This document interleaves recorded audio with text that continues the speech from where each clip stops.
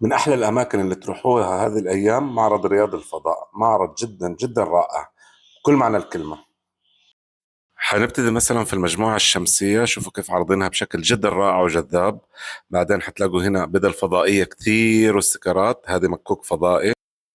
هنا حتلاقوا صاروخ، هذا الصاروخ الحقيقة أكبر منه ب 35 مرة، متخيلين كيف حيكون حجمه. هنا شوية ذكريات، وهنا برضو نماذج لصواريخ منوعة.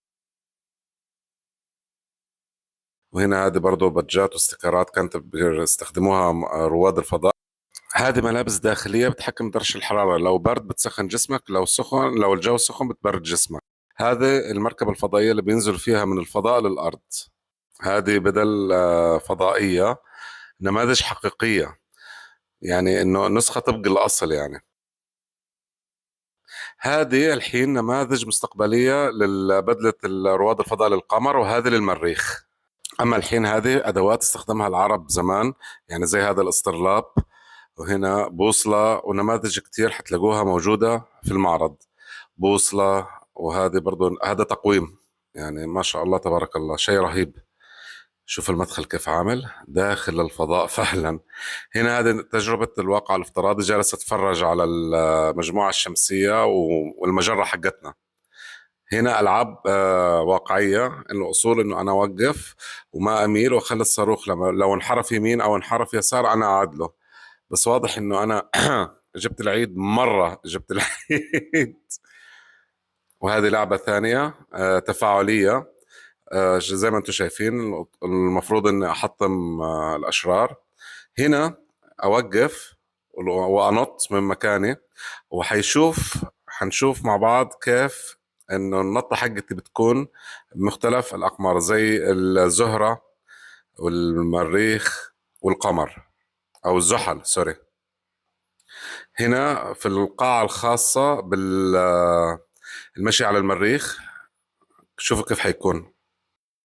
هذه من الألعاب اللي جدا رهيبة، على أساس أنها بتحاكي كيف الصاروخ بيكون لما تركبه، بس فعليا رهيبة يعني. وعلى فكرة مش متعبة مرة، يعني هي بس بتهيأ لكم أنها بتخوف وصعبة وما أدري إيش، بس ما أدري، أنا استمتعت فيها مرة.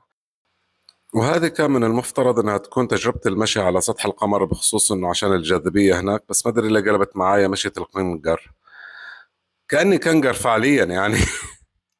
هذه اللعبة برضو كانت تجربة محاكاة السرعة حقت الصاروخ، بس بصراحة جدا جدا تعبتني. هذه اللي شايفينها بدلة الأمير سلطان بن سلمان، أول رائد فضاء عربي سعودي طلع للفضاء. هذه المتعلقات والحاجات اللي أخذها معاه للفضاء. وهذه البدلة حقيقية على فكرة، مش نموذج ولا أي شيء. والحين هذه تجربة محاكاة إنه أقلع بالطيارة وأسوقها وعمل فيها لاندنج مرة ثانية، أنزل. خالد كم مرة مستمتع ما شاء الله، جالس يشوف أبوه وهو جالس يسوق الطيارة ويفجر. وهو ما شاء الله جربها بعدين واستمتع فيها. هنا في المختبر الموجود في معرض العلوم، تجارب كثير ومعلومات كثير بقدموها للأطفال، على أساس أنه يتعلموا ويستفيدوا عمليا، يعني غير نظريا كمان. ما شاء الله رهيب.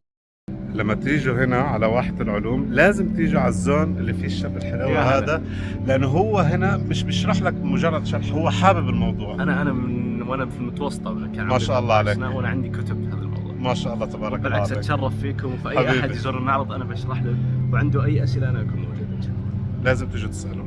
شوية صور من المعرض، بصراحة المعرض يجنن للتصوير كمان، يعني في أماكن جدا رائعة تقدروا تصوروا فيها. وبكذا بتكون زيارتي لمعرض الرياض للفضاء خلصت. لازم تيجي المعرض جدا رائع ومفيد جدا جدا جدا. أهم شيء لا تنسوا تسووا لايك وسبسكرايب واشتركوا في القناة عشان أصور لكم حاجات زيادة أكتر وأكتر، لأنه جايات أحلى. باي.